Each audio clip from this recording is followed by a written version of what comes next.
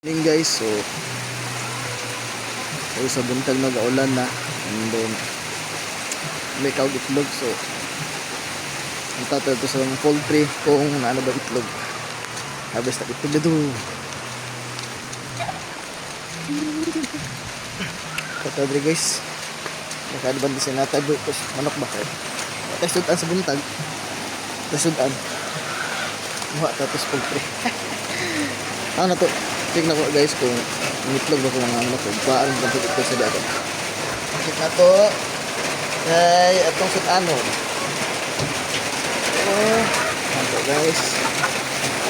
Ilan. Sorry guys.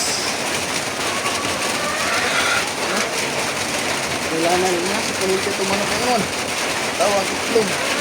Oh, tagtong kayo. Dito. Breeding din ito mga bayi, no? Huwag ito healthy. Ready na kasi na i-breeding. Tawag mga itlog. Sakto na kadag ko. So, ito na sila dyan po priming. So, itong gamit ito nga priming. Kakaroon sa ito ko gagamit ko egg booster. So, para siyempre lang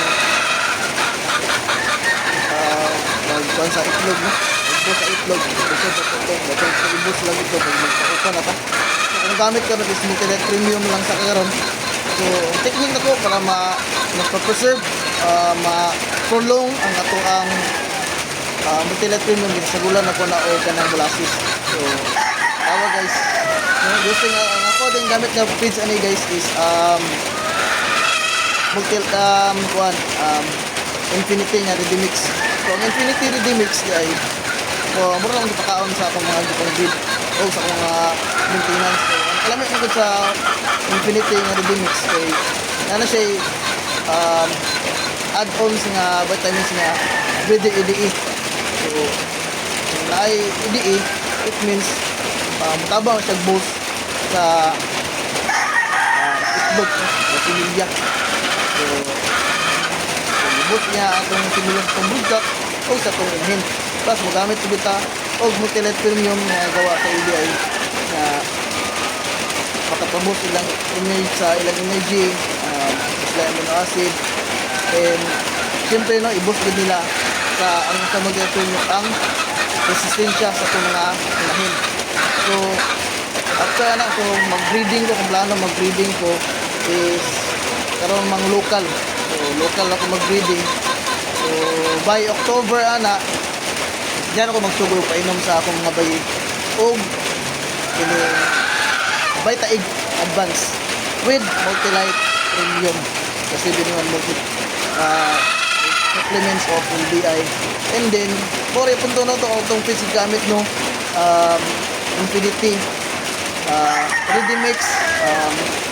Pinasagulan lang ako na siya og taas siya og protina.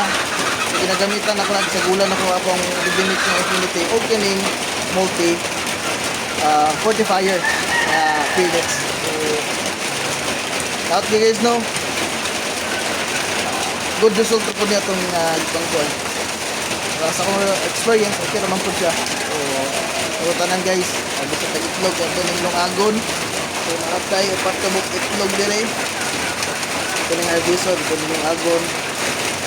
Bye bye.